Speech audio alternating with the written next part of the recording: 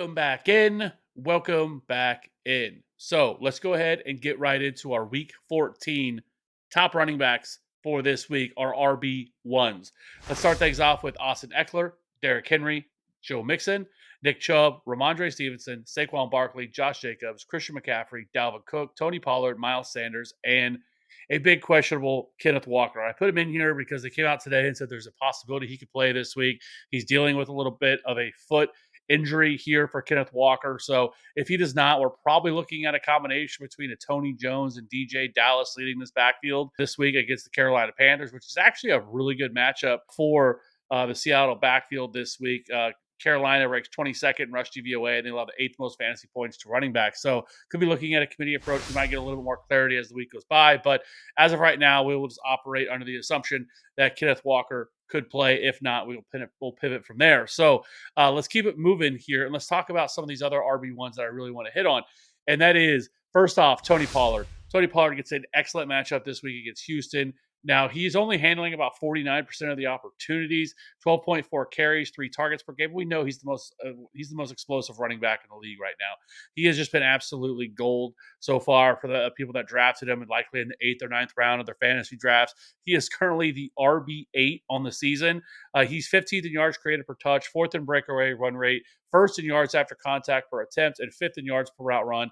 He's just been excellent this year for him. He's averaging 70 rushing yards per game, 21.5 receiving yards per game, and 10 touchdowns, which is good for 16.3 fantasy points per game. So Tony Pollard this week gets the Houston Texans. They rank 28th at rush DVOA. They have the most rushing yards, touchdowns, and fantasy points to running back. So great spot here for this Dallas Cowboys backfield. And I also think Zeke is a pretty strong RB2 play as well. I think both these guys are definitely in play this week. So you're starting those guys with confidence. And then next up, let's hit on Miles Sanders. This week, they go up against the New York Giants. 68% opportunity share here for Miles Sanders. He's pretty much only being utilized as a runner, 16 carries per game and only 1.6 targets per game. Would like to see him get a little more usage in the passing game, but we'll take what he's been giving us anyways. 10th in red zone touches on the season, 924 rushing yards, 74 receiving yards.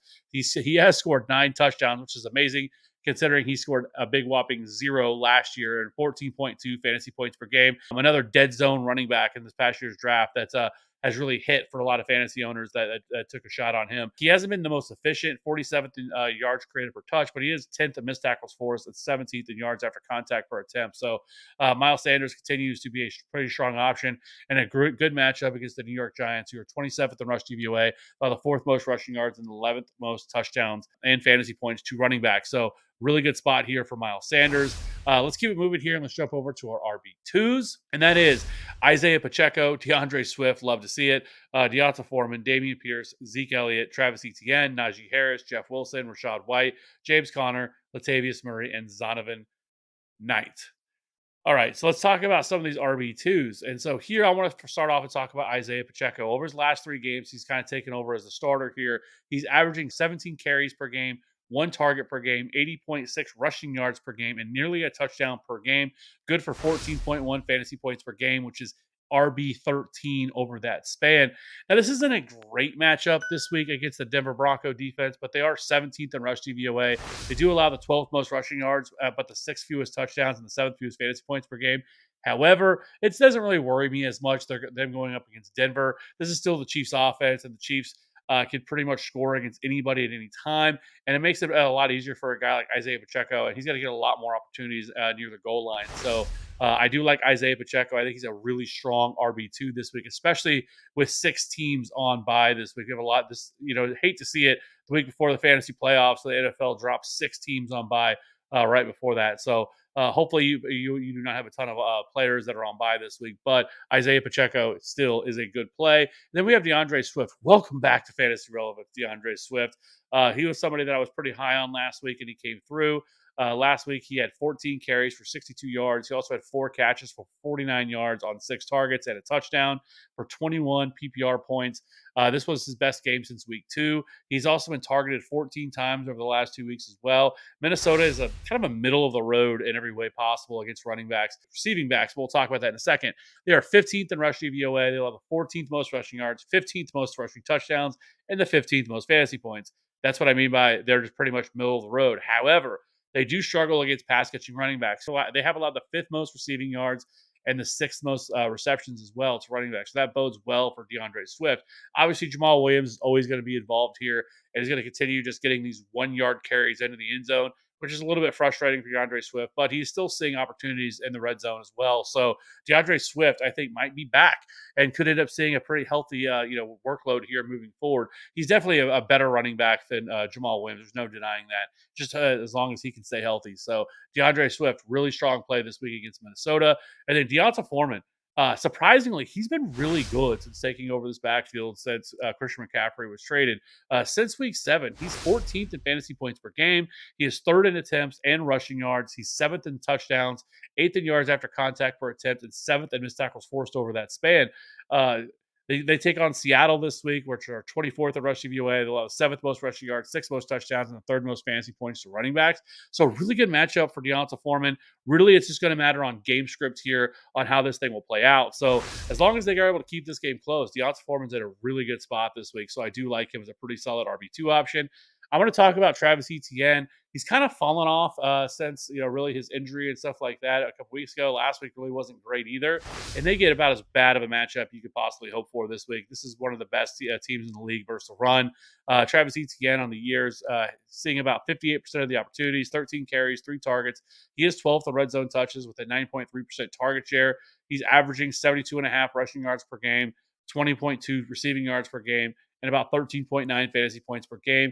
He's still been really efficient, 18th in yards created per touch, 7th in breakaway run rate, and 24th in evaded tackles, and 18th in yards per out run. Problem is, Tennessee is first in rush DVOA.